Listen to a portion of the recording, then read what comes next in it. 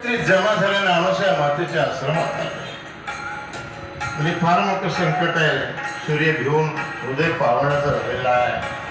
तर त्या शांडिलीला समजावून सांगण्याचं सामर्थ्य फक्त हे अमावस्या माते हे तुझ्या जवळच आहे. सांगण्याचं तात्पर्य असं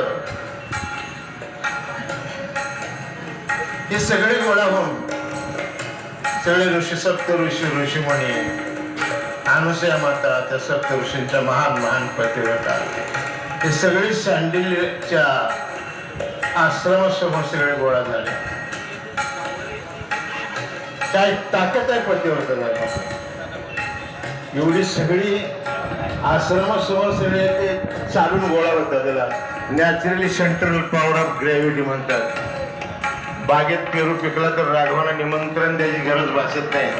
तसा आपल्या अंतःकरणामध्ये भगवंताविषयी आपली भक्ती आहे. मग ते धर्म आहे, पतिव्रता धर्म आहे, त्या गुरुमार्गाचे नियम धर्म असतात. सगळ्या नियमाचं पालन हे करावं लागतं. तर या नियमाचं पालन करत असताना जे लोक करतात आचरणात आणतात शीलम सर्वस्व भूषणम.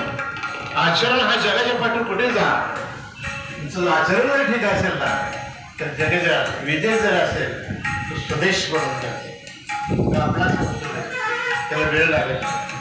तर हे सगळं साधू संतांनी हे कमवलं. ते सगळे गोळा झाले शांडिलीच्या आश्रमासमोर आणि अमावस्या मातेने विनंती केली की हे शांडिली तुझा शॉप पाठीमागे, पण मी जर माझा शॉप पाठीमागे घेतला तर माझा पती मरण पावणार नाही. याचं काय तुला कसं वाटतंय सांग. तर अमावस्या मातेने सांगितलं तुझा शॉप पाठीमागे घे. सूर्योदय झाल्यानंतर जर पती जर मरण पावला तर त्याला मी जीवन आणि बरोबर